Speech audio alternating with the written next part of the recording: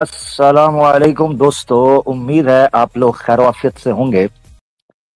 मैं हूं आमिर हक और आप सुन रहे हैं हमेशा की तरह अपना मीठा मीठा प्यारा प्यारा आवाज़े हक। ना बैठ पाए ना बोल पाए सलीम लंबू सा रंडी का ढांचा बन जाए। एहसान भी रोया माफी की भीख मांगी पैरासिटामोल बोली की चाहत कितनी थी जागी जब जी शेयर करते रहें दोस्तों, आप आगे बढ़ते हैं। पिछवाड़ा तुम तीन दोस्त थे गांधी के बंदरों सा हाल मार मार के पिछवाड़ा हुआ लाया।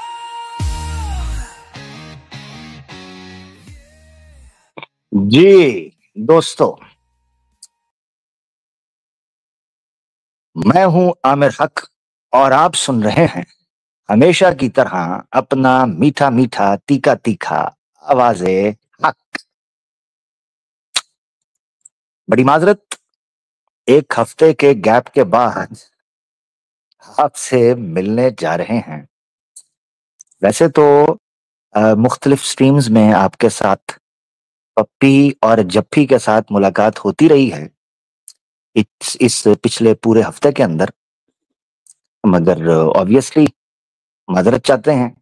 आप याद करते हैं, इंतजार करते हैं, तो ये आपकी मोहब्बत है और इस मोहब्बत के कुछ हक हैं जो हमें अदा करने होते हैं।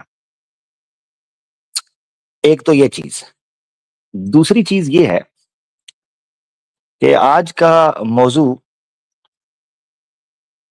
इस इंट्रो से आगाज इसलिए हो रहा है कि आज जानने की कोशिश करते हैं कि असल सवाल क्या है। इस पिछले 2 हफ्ते में ऐसा कौन सा सवाल है जो हम पूछना चाहते हैं, पूछना चाहिए, पूछना होगा, ताकि हम जान सकें कि हमारी दिशा ठीक है और हमारी दशा ठीक है। ये दोनों चीजें ठीक होंगी तो सही जानिब बढ़ेंगे। बहुत जल्दी आज लिंक मैं पब्लिक कर दूंगा। कुछ एक दो चीजें हैं वो मैं आपके सामने रखना चाहता हूं, मगर दोस्तों इससे पहले हम आगे बढ़े, मैं आपको एक कहानी सुनाना चाहता हूं। क्या आप वो कहानी सुनना चाहेंगे? कमेंट में जरा अपनी चाहत का इजहार कर दें। एक कहानी मैं आपको, पुरानी कहानी, मेरी जुबानी, जो कि आपको है सुनानी, थोड़ा सा बताएं, सुनना चाहते हैं? अच्छा, वो बड़े जज्बाती लोग हैं भाई, आपकी मोहब्बत सुना देते हैं। आप तो गुस्सा ही कर गए, सुना देते हैं, सुना देते हैं भाई, सुना देते हैं। हुआ कुछ यूं कि आज से कई 100 साल पहले, जब इंटरनेट नहीं था, सोशल मीडिया नहीं था, टीवी नहीं था, मोबाइल फोन नहीं था, रेडियो भी नहीं था, कैमरा भी नहीं था, गाड़ी भी नहीं थी, जहाज, ट्रेन, अलगर्ज इस तरह की कोई टेक्नोलॉजी मौजूद नहीं थी। ये कहानी है उस समय की। आपको मेरे साथ उस टाइम पर पीछे जाना होगा। उस टाइम पर लोग पक्के मकानों में नहीं रहा करते थे, बल्कि मट्टी के, गारे के, लकड़ियों के, शाखों के, टहनियों के, पत्तों के, छोटी छोटे शीट्स के, खैमों के, कैंप्स के घरों में रहा करते थे। जिंदगी बड़ी मस्ती में और मजे में गुजर रही थी। भाड़ में जाए जनता, अपना काम बनता के उसूल पर लोग अपनी अपनी जिंदगी में जी रहे थे। ना पासपोर्ट, ना आधार कार्ड, आईडी कार्ड, ना वीजा, ना ट्रैफिक सिग्नल्स। जिंदगी मस्त, लोग जी रहे थे। बस इतनी फिक्र थी कि सुबह को खाएंगे, शाम को सो जाएंगे, बच्चे होंगे तो खुद पल जाएंगे, प्यार मोहब्बत से जिंदगी गुजारेंगे। इस माहौल में दो घर थे जो बिल्कुल साथ रहते थे और वो जिंदगी अपनी गुजार रहे थे। एक दिन उन दो घरों में आपस में किसी वजह से चपकलिश शुरू हो गई। बात लड़ाई तक पहुंच गई, मगर समझ के बात को किसी तरीके से हल करके दोनों ने कहा, जिंदगी गुजार रहे हैं, चुप करके चलते हैं, हमसाए हैं, साथ रहते हैं, जिंदगी गुजारते हैं। खैर, दिल में एक दूसरे के लिए शक भी था, शुबा भी था, ये डर भी था कि कहीं नुकसान ना पहुंचा दें। ये रहता है, ये तो रहता है दो घरों में, तो उनमें भी ये था। अब हुआ ये कि एक दिन दोनों घरों के लोग खामोशी से सो रहे थे। बाहर से कुछ लोग आए, उन्होंने दोनों घरों में से एक घर पर पत्थर मारना शुरू कर दिए। उस घर में जब बड़े बड़े पत्थर गिरे तो वो लोग हड़बड़ा के उठ गए। उन्होंने कहा, ये पत्थर किसने मारा है? वो उठे तो पत्थर मारने वाले भाग गए। अब जिस घर पर पत्थर पड़े थे, उन्होंने बैठ के सोचा कि यार, हमारी कुछ हफ्ता पहले उनसे लड़ाई हुई थी, झगड़ा हुआ था, हमें तो लगता है कि पत्थर इसी घर से आए होंगे, क्योंकि जब लड़ाई हो रही थी तो उन्होंने कुछ ऐसा कहा था। हमें लगता है कि इसी घर से पत्थर आए होंगे। तो जिस घर पर पत्थर पड़ा था, वो सारे मिलकर दूसरे घर पर टूटने लगे। इतना लड़े कि दोनों घर उजड़ गए। वो लोग जो घर में रहते थे वो रोड पे आ गए। दोनों घरों को ठीक ठाक नुकसान पहुंचा। किसी का सर फट गया, किसी की टांग टूट गई, किसी की पसली टूट गई। बहुत नुकसान पहुंचा दोनों घरों को। अब मसला बन गया, जब दोनों घर लड़ लड़ के थक गए तो लड़ते लड़ते सांस लेने के लिए बैठे हुए थे। तो मेरी तरह का एक बंदा जो कि अति त्यागी था, सन्यासी था, ब्रह्मचारी था, वो अपनी पोतली उठाए उस गली से गुजर रहा था। उसने दोनों उजड़े हुए घरों से यह पूछा कि यार, जिसने पत्थर मारा था, क्या उस बंदे को आप लोगों ने पकड़ लिया? साइलेंस। दोनों घरों के लोगों के पास कोई जवाब नहीं था। दोनों घरों के लोगों के पास कोई जवाब ही नहीं। तो आज का हमारा सवाल भी है, पहलगाम में पत्थर मारने वाले पकड़े गए, वो किधर है? आज का सवाल, द रियल क्वेश्चन, वो किधर गए? Right in the thin air, वो पत्थर किसने मारा था? ये मेरा सवाल है, एक ब्रह्मचारी का, एक सन्यासी का, एक अति त्यागी का, एक देश सरहदों, बाउंड्री से ऊपर उठ जाने वाले ब्रह्मचारी का सवाल है कि पत्थर किसने मारा था और वो पत्थर मारने वाले गए किधर? ये सवाल है। ये कहानी थी दोस्तों, आए थोड़ा जायजा लेते हैं। आज से 21 दिन पहले एक रिपोर्ट आती है रूटर्स के ऊपर। वो रिपोर्ट कहती है, शिवम पटेल और फायद बुखारी 21 दिन पहले रूटर्स में ये रिपोर्ट देते हैं, India hunts militants in Kashmir as tensions with Pakistan soar. Militants को हंट किया जा रहा है कश्मीर के अंदर। याद रखें, जंग में क्या हुआ क्या नहीं हुआ हमारा ये विषय ही नहीं है। हमारा विषय, रियल क्वेश्चन ये है, वो पत्थर किसने मारा था और वो पत्थर मारने वाले किधर हैं। हमारा सवाल ये, हम तवज्जो इधर उधर नहीं जाने देंगे, हम इधर उधर नहीं जाएंगे दाएं बाएं। हमारा सवाल आज भी ये है, वो पत्थर मारने वाले किधर से आए, किधर को गए, कैसे आए, क्यों आए, कैसे घुस गए, क्या कर गए, ये हमारा सवाल है आज भी। जो मर्जी कर लो, एक ब्रह्मचारी का सवाल यही रहेगा, जो मर्जी। हमारा सवाल ये है, सीधी सी बात है। मैं इधर उधर नहीं भाई, सीधी बात है। मुझे नहीं पता कौन क्या कर रहा है क्या नहीं कर रहा, कितने गिरे, कितने उड़े, कितने उठे, कितने जले, कितने मिसाइल चले, कितने हवा में फंसे, कितने हुए, मेरा ताल्लुक ही नहीं है भाई। मैं कोई मिलिट्री थिंक टैंक से तो नहीं हूं, और मैं मिलिट्री स्ट्रेटेजिक कमेटी से तो नहीं हूं भाई, मेरा नहीं। सीधी बात, I am a common man, but I got a real question. शौक से लड़ो और पत्थर मारना किधर गए, वो किधर है। इल्जाम इल्जाम का रद्द, इल्जाम का रद्द, ये हमने बहुत देख लिया, वो किधर है। रिपोर्ट्स के मुताबिक जो भी नुकसान चल रहे हैं, जो भी चल रहे हैं, वो लोग डिस्कस करेंगे। मगर यहां एक चीज देखने की है,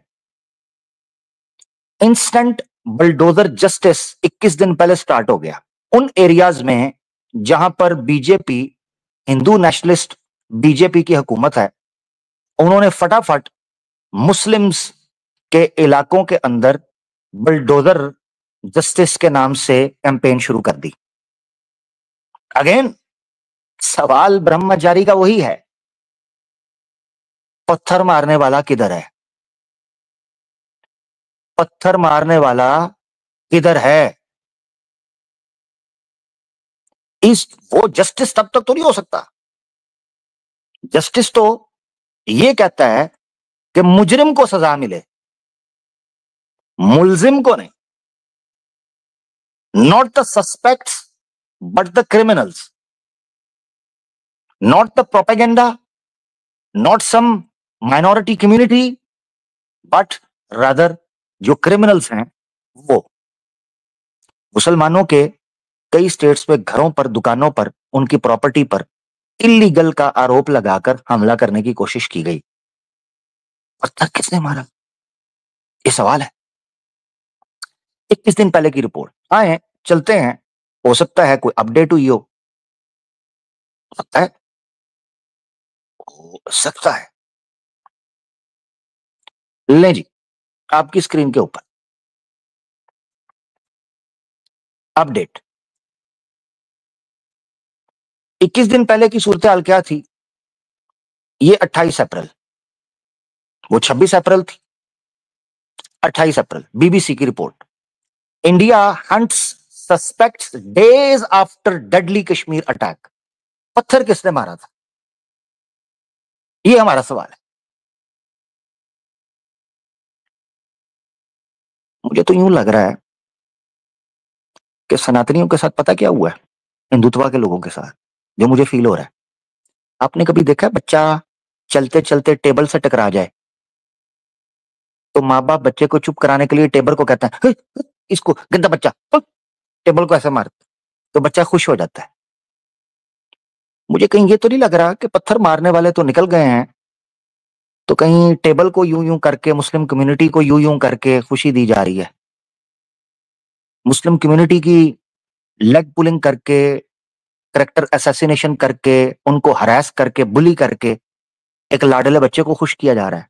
मैं देखिए, मेरा सवाल है, इस पर मुझे बयान आप कर सकते हैं, वो आपके बस में वही है, आपके बस में वही है, आप मुझे बैन कर सकते हैं बस। इसके अलावा आपके बस में, आपके तपड़ ही नहीं है आप कुछ कर जाए इस ब्रह्मचारी का। आप नहीं कुछ कर सकते, बैन कर सकते हैं, वो कर दे शौक से। मगर सवाल हम पूछेंगे, द रियल क्वेश्चन। 28 अप्रैल तक सस्पेक्ट्स हाथ ही नहीं आ रहे, लेकिन बच्चों को खुश करने के लिए टेबल पर गंजा बच्चा ये किया जा रहा है। The regions कश्मीर में the region's top leaders have supported action against alleged militants but questioned the demolitions of the homes of suspected militants' families. लोग ये कह रहे हैं मिलिटेंट्स को पकड़ें, पत्थर मारने वालों को पकड़ें, आपने लोगों पर आरोप लगाकर, एलिगेशन लगाकर उनके घर तबाह करना शुरू कर दिए। इसका मतलब है कि बात कुछ और है।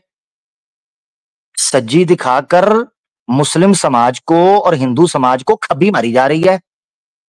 इसका मतलब यह है कि जो एतराज फेक डोमिसाइल्स के सामने आ रहे हैं, आर्टिफिशियली जो ज्योग्राफी और डेमोग्राफी चेंज करने की कोशिश की जा रही है, वो क्या मैं नहीं कह रहा, सवाल आ रहा है, इंटरनेशनल मीडिया उठा रहा है, वो रिपोर्ट कर रहा है। लास्ट नवंबर में इंडिया के सुप्रीम कोर्ट ने बैन किया था सो कॉल्ड बुलडोजर जस्टिस को, a practice which has been on the rise in recent years in India. Bulldozer mafia को बैन किया था इंडिया सुप्रीम कोर्ट ने, बट मैंने जैसे आपको रॉयटर्स की रिपोर्ट दिखाई कि पहलगाम के अटैक के तुरंत बाद उन स्टेट्स में जहां बीजेपी की गवर्नमेंट है, इंस्टेंट बुलडोजर जस्टिस के नाम से कैंपेन चलती है। ये वो अलग चीज है कि जो मुस्लिम समाज का आर्थिक तौर पर और व्यापारिक तौर पर बाइकआउट किया जा रहा है, ये अलग समस्या है। ये हम पिछले प्रोग्राम में बयान कर चुके हैं, मकसद नहीं भूलना। बट आज का प्रोग्राम द रियल क्वेश्चन, पत्थर मारने वाला निकल गया है, हम आपस में लड़ रहे हैं। असल सवाल तो कोई पूछ ही नहीं रहा कि भाई जिनकी वजह से ये तीली लगी है वो बंदे किधर गए। अब आप चेक कर लें, बीबीसी की रिपोर्ट के मुताबिक India has not named any group it suspects carried out the attack in Pahalgam and it remains unclear who did it. BBC की रिपोर्ट के मुताबिक in the very initial stages India ने किसी को भी सस्पेक्ट के तौर पर नेम नहीं किया था, अनक्लियर थी सूरत-ए-हाल। हाँ ठीक है, छोटी छोटी जगहों के ऊपर से पाकिस्तान का नाम या दूसरे तीसरे लोगों का नाम आ रहा था, बट कौन सा ग्रुप है उसका नाम सामने नहीं आ रहा था क्योंकि प्रूव नहीं थे, सबूत नहीं था। और सोने पर सुहागा देखें कि जिस ग्रुप के ऊपर ये डाला जा रहा था मुसलमान कम्युनिटी को ब्लेम करने के लिए, द रेजिस्टेंस फ्रंट जो है TRF, और उसको लिंक किया जाता है लश्कर तैयबा LET के साथ, वो डिनाई कर रहे हैं। Issued a statement denying involvement. और उन्होंने एक और आरोप लगाया, वो भी मैं आपको दिखाता हूं। द हिंदू की रिपोर्ट के मुताबिक मैं आपके साथ शेयर कर देता हूं, रुकिएगा एक मिनट, किधर गया, ठीक है एक मिनट रुकिएगा, सॉरी।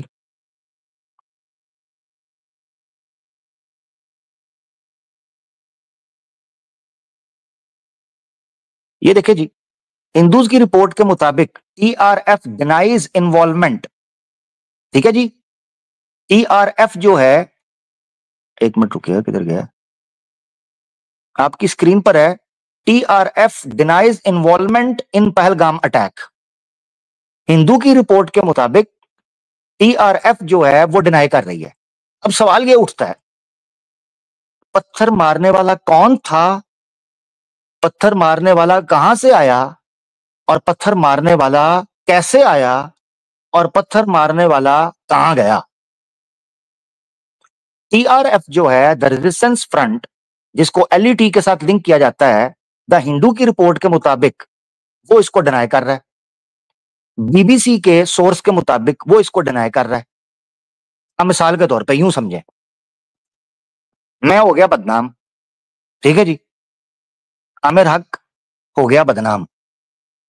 अब मेरे पे जो मर्जी डाल दो, जो मर्जी, और मेरे पास मेन स्ट्रीम मीडिया भी नहीं है कि मैं अपना नैरेटिव पेश कर सकूं। क्योंकि मुझे बदनाम करने के बाद, कंट्रोवर्शियल करने के बाद मुझ पे लगा दिया हुआ है बैन। मेरे चैनल को बैन कर दो, मुझे मेन स्ट्रीम मीडिया में बुलाओ नहीं, मेरे पे आरोप लगा दो कि ये आतंकवादी या देशद्रोही है, और उसके बाद कोई भी कांड करके मेरे पे डाल दो। मेरे पास तो प्रेजेंटेशन ही नहीं है, मेरे पास तो सोर्स ही नहीं है, मेरे पास तो मीन्स ऑफ कम्युनिकेशन ही नहीं है कि मैं अपना नैरेटिव रख सकूं।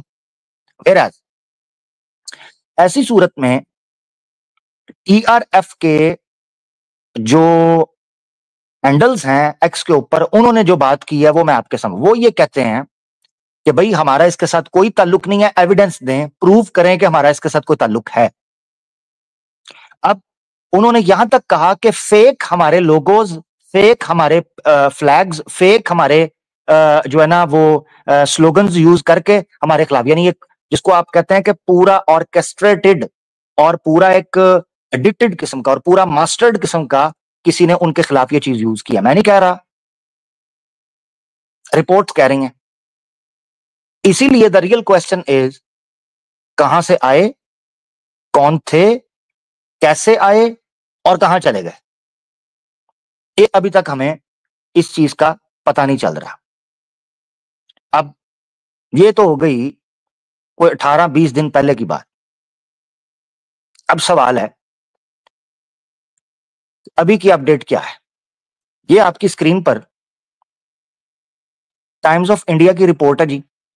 उसमें वो कहते हैं, posters of Pahalgam terror attack suspects surface, ₹20 lakh bounty announced. 20 lakh रुपए का इनाम रख दिया है। ये 13 मई, 3 दिन पहले की रिपोर्ट है, ये देख ले। 13 मई 2025 according two times of India. ये लगा दिया गया जी, मतलूब दहशतगर्द उर्दू के अंदर। तो 20 लाख रुपए का इनाम रखा है। सवाल है मेरा,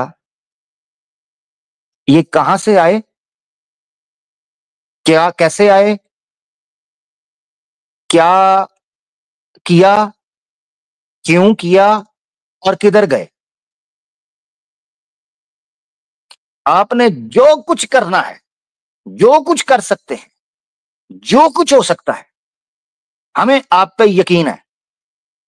मगर मसला यह है कि इतने दिनों के अंदर ये बंदे पकड़े नहीं गए अभी तक जिन्होंने पत्थर मारे थे। 2 घरों को लड़ाने के लिए और विद इन इंडिया 2 कम्युनिटीज को लड़ाने के लिए सब कुछ लॉन्च हुआ, सब कुछ किया गया। ये बंदे किधर गए, ये कहां से आए, ये असल सवाल है। इनका पता नहीं चल रहा। ठीक है जी, रिपोर्ट्स दी जा रही हैं, ये देखें जी। टाइम्स ऑफ इंडिया के मुताबिक Pakistan based Lashkar Taiba affiliate the resistance front took responsibility for the attack in Pahalgam. लो, टीआरएफ द हिंदू रिपोर्ट के मुताबिक कह रही है, डिनाई कर रही है। बीबीसी का सोर्स कह रहा है कि वो कहते हैं हमारा फेक बनाकर किया गया, हम तो इस चीज में इन्वॉल्व ही नहीं है। अब सवाए इसके को एविडेंस पेश किया जाता वो नहीं। एनडीटीवी, मैं इसको ब्रीफ रख रहा हूं, एनडीटीवी की रिपोर्ट के मुताबिक रिसेंटली ऑफिशियल जो एजेंसीज हैं उन्होंने कहा है हम यूएन के सामने अभी एविडेंस कलेक्ट करेंगे। आपको पता है एनडीटीवी की अपडेट के मुताबिक यह भी है कि नेशनल इंटेलिजेंस जो एजेंसी है वो ये कह रहे हैं कि वो दोबारा पहलगाम गए हैं और जाकर उन्होंने कहा है कि लोकल्स के मोबाइल चेक करें, किसी के पास वीडियो होगी, किसी के पास पिक्चर होगी, किसी के पास ऑडियो होगी, किसी के पास डिटेल होगी। अभी तक एविडेंस इकट्ठे हो रहे हैं। सवाल यह है कि पत्थर मारा किसने और पत्थर मारने वाला गया कहां। 2 घर लड़ गए, दोनों घरों के लोग जख्मी हो गए, दोनों घरों का नुकसान हुआ, मगर सवाल ये उठ रहा है कि जो पत्थर मारने वाले थे वो किधर गए और कैसे आए, क्यों आए। ये वो सवाल है जिस सवाल का हमें हमारे लोगों से, हमारी सरकार से, हमारी इंटेलिजेंस और सिक्योरिटी एजेंसी से जवाब चाहिए। इस प्रश्न का उत्तर चाहिए। बजाय इसके कि वो लोग पकड़े जाते और सारी फोर्स उन चीजों की तरफ होती, मुस्लिम कम्युनिटी के ऊपर शोरो होगा करने शुरू हो गए। कश्मीरी लोग मुख्तलिफ स्टेट्स के अंदर जुल्म और ज्यादती का निशाना बने, हॉस्टल्स में मारा गया और बिक्री करने वालों को मारा गया। इसी तरीके से जो लोग काम करते हैं उन लोगों का बाइकआउट किया गया और कई मुसलमानों के घरों को तबाह किया गया। ये सारा मामला है, इस चीज के ऊपर को बात करें। अच्छा, मजे की बात आपको बताऊं, मीडिया कैंपेन में मैं ऑनेस्टली आपको बताता हूं, ऑनेस्टली मीडिया कैंपेनिंग के अंदर मैंने एक चीज देखी कि कुछ प्रूफ्स दिए जा रहे हैं कि वो यहां से और वहां से गए। ऑनेस्टली स्पीकिंग, ऑनेस्टली मैं एक न्यूट्रल आदमी के तौर पर बात कर रहा हूं, किसी भी स्टेट की तरफ से नहीं, एज अ न्यूट्रल ऑडियंस जब मैंने वो गुफ्तगू सुनी, मुझे इतनी हैरानगी हुई इस चीज के ऊपर कि क्या ये एविडेंस इंटरनेशनल कोर्ट के अंदर या यूएन के अंदर हम लोग पेश कर सकते हैं? क्या हम ये कर सकते हैं? यार, ख्वाजा आसिफ नामी बंदा, पाकिस्तानियों बताओ, ख्वाजा आसिफ का कितना को आप एतमाद करते हैं? ख्वाजा आसिफ को एविडेंस के तौर पर पेश किया जा रहा है यार, तो ख्वाजा आसिफ पर एतमाद किया जा रहा है, ख्वाजा आसिफ पर, वो एविडेंस है। मेरा सवाल है, अच्छा चलो, मैं being a UP residential, UP के अंदर रेजिडेंट, मैं ये बात कर रहा हूं आपके सामने कि ख्वाजा आसिफ ने, अब सुनिएगा जरा, ख्वाजा आसिफ ने जब इंटरनेशनल मीडिया पर यह कहा ना कि फलां चीज गिर गई है और ये इतना नुकसान हमने कर दिया है, जब ये बोला, तो वही लोग जो ये नैरेटिव खड़ा कर रहे हैं ना, वो लोग ख्वाजा आसिफ पे हंस रहे थे कि इसके पास प्रूफ नहीं है। अब कमाल बात चेक करें, उसी ख्वाजा आसिफ को एविडेंस के तौर पर पेश किया जा रहा है कि जनाब ख्वाजा आसिफ का ये बयान हमारे पास एविडेंस है कि फलां फलां हुआ। यार प्लीज हमें एक लाफिंग स्टॉक ना बनाओ। न्यूट्रल अवाम या एक साधारण दर्शक जब इन चीजों को देखता है, वो कहता है ये क्या मामला है, ये क्या चीज हो रही है। हमें सेकंड हैंड एम्बैरेसमेंट होती है, ये मसला है। तो मुझे इस वक्त कुछ लेना देना नहीं है। पाकिस्तान, इंडिया, आर्मीज मौजूद हैं, उनकी अपनी स्ट्रेटजीज मौजूद हैं, अपनी गवर्नमेंट मौजूद है, सब चीजें मौजूद हैं, दोनों तरफ की आपस में बात हुई है, सीज फायर हुआ है, वो लोग जाने उनका क्या काम है। हमारा सवाल यह है कि मुस्लिम कम्युनिटी को जो ब्लेम किया गया उसका प्रूफ किधर है, ये सवाल है।